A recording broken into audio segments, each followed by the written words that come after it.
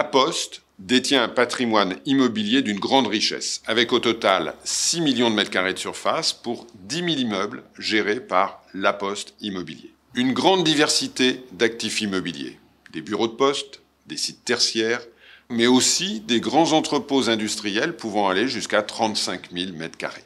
Ce patrimoine s'est constitué au fil du temps avec l'histoire de la transformation de la Poste. Par conséquent, la nature même des bâtiments dont nous avons hérité fait qu'aujourd'hui, une grande partie de notre empreinte énergétique est liée à l'histoire de notre parc immobilier.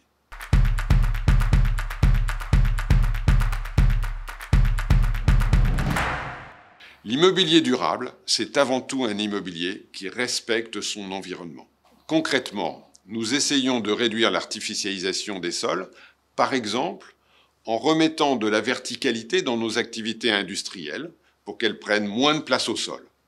Cela revient à construire des ensembles immobiliers plus vertueux, notamment pour nos plateformes logistiques. Nous y installons des panneaux photovoltaïques en toiture, nous privilégions le verdissement des alentours plutôt que de les bétonner, nous installons des nichoirs ou des bassins de rétention d'eau qui sont ouverts et qui favorisent le développement de la biodiversité.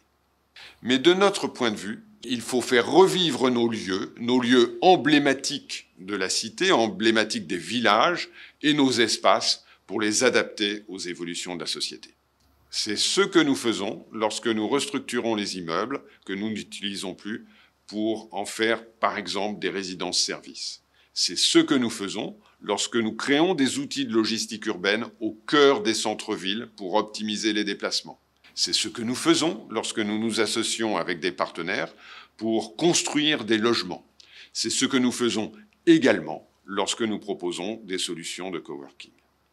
Enfin, nous améliorons de manière continue l'efficacité énergétique de notre parc avec plus de 30 millions d'euros engagés chaque année dans la rénovation énergétique. C'est ce qui nous a permis de réduire de près de 20% nos consommations depuis 2017.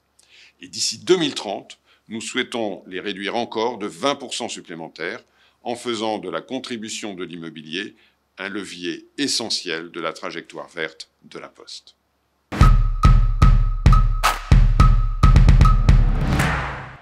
Les réunions du côté sont de précieux rendez-vous avec nos différentes parties prenantes.